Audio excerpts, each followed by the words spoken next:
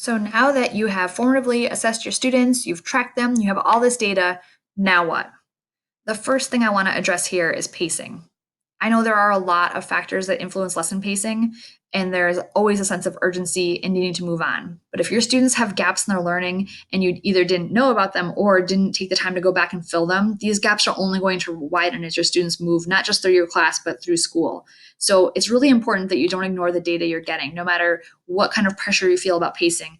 Even though you have expectations around that in curriculum, you need to honor the data and allow your students to fully learn and understand a topic so they can build on that learning solidly in the future. So you can make choices about how much time to spend on things based on historical regions data, historical state test data, or school grade level focus standards. But you want to keep ensuring retention by having students recall and apply these skills throughout the year. So it's not like you're teaching one skill, you move on, and that skill isn't addressed again until the end or until the test. But you really want to be revisiting and reviewing and recalling these skills. And we'll talk about that in this next portion of the slide. But the key thing here is I know that there is a lot of pressure around pacing and sticking to a curriculum map, but you really need to find ways to make some choices based on data and based on school expectations, but to build the time in to go back and help your students catch up or fill in these gaps. So let's talk about reteaching first.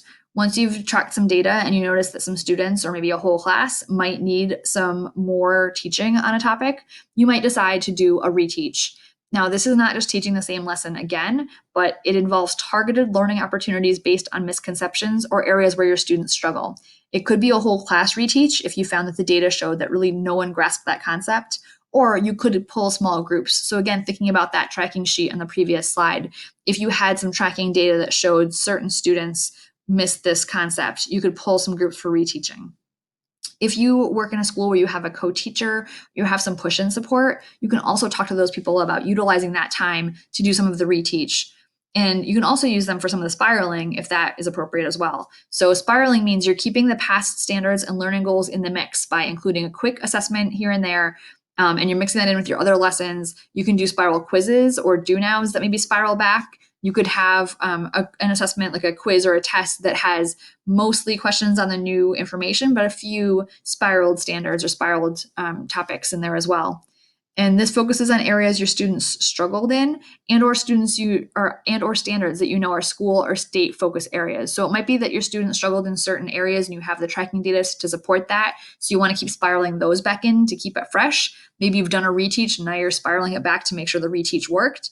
But it could also be that you know that standard RL2 is on the Regents exam more than a bunch of the other standards, and you know your students need practice on it. So you're just going to spiral that standard back through everything that you're doing through the year to keep it fresh.